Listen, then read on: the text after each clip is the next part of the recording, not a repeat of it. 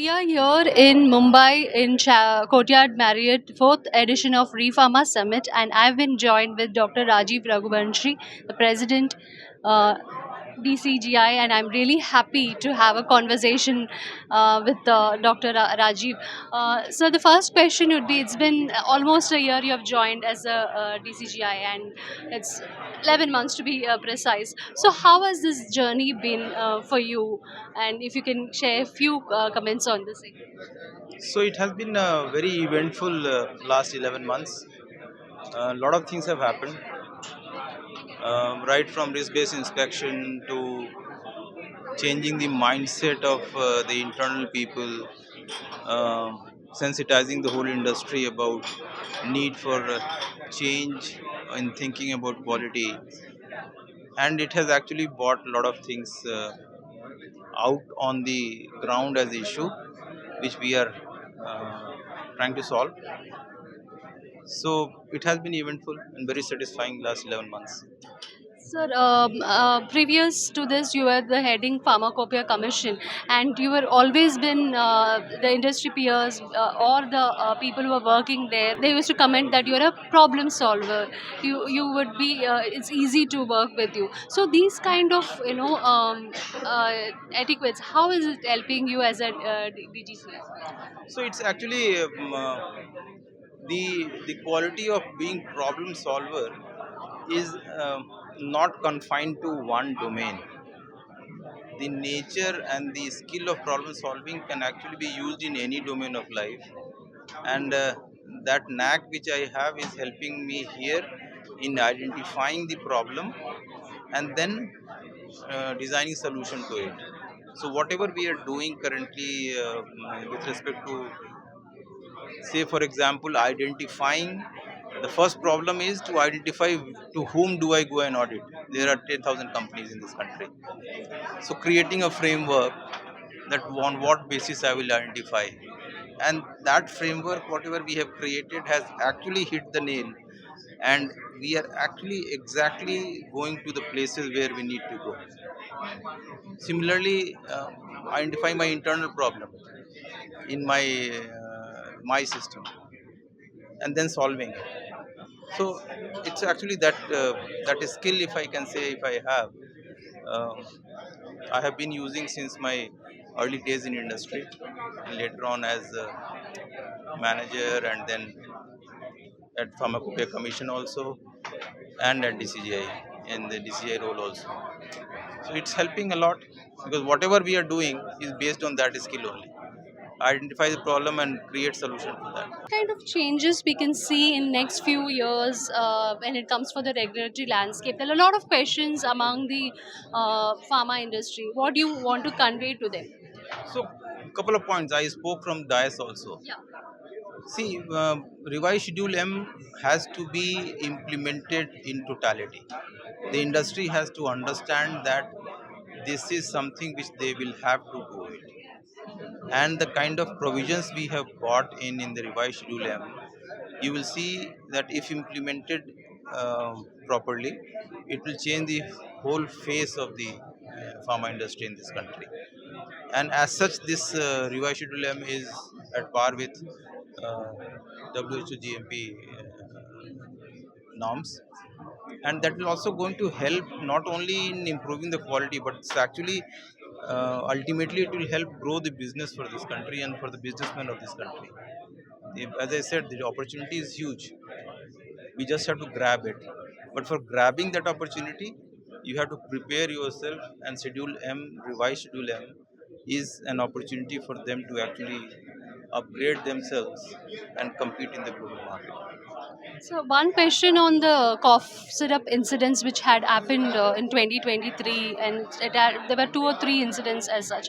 So what is your take? Such incidents should not be So first repeated. of all, we have to understand one thing, that in a trade of 50 billion US dollars, this kind of issue is aberration. It is not a systemic problem. Having said that, whosoever was involved in that, we could actually find that the reason for whatever has happened, and have been told to those manufacturers based on their systems and procedures. All of them have been closed down because obviously they were not having those systems to manufacture safe and effective drug, so they had no right to run the company, so they have been closed down.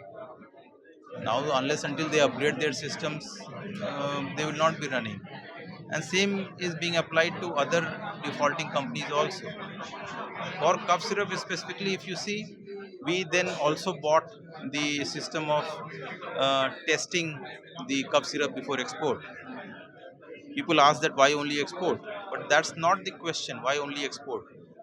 Whatever risk-based inspection is happening, that whole campaign is for upgrading the whole industry. Majority of it is serving the domestic, so that those companies are also manufacturing cough syrup for domestic market.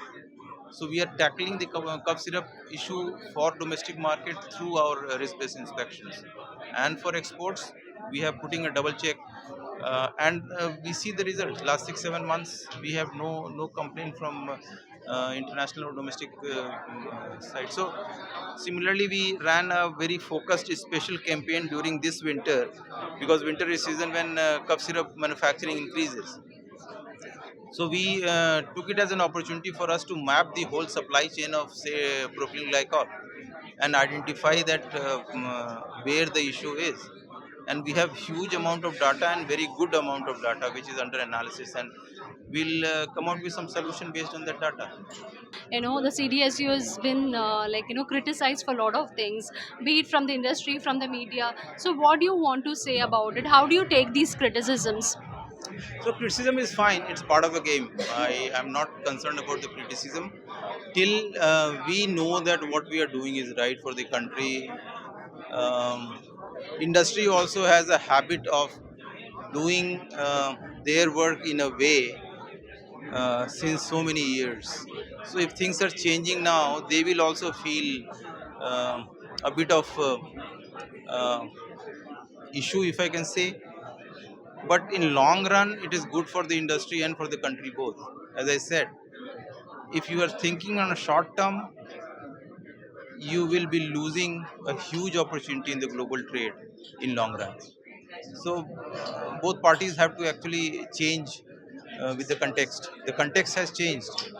It's not what we were 5 years ago and 10 years ago. So we'll have to change the way we work. So So that's one, it. yeah, one last question: how do you think these kind of summits would help, and how do you see the fourth edition of Repharma Summit? So these summits are actually very helpful because you bring a lot of uh, decision makers, strategy makers for the top pharma. For that matter, pharma at every level. I see lots of MSME people are also sitting here, and you bring panelists who are contemporary and top of class in their domain. So a healthy discussion happens.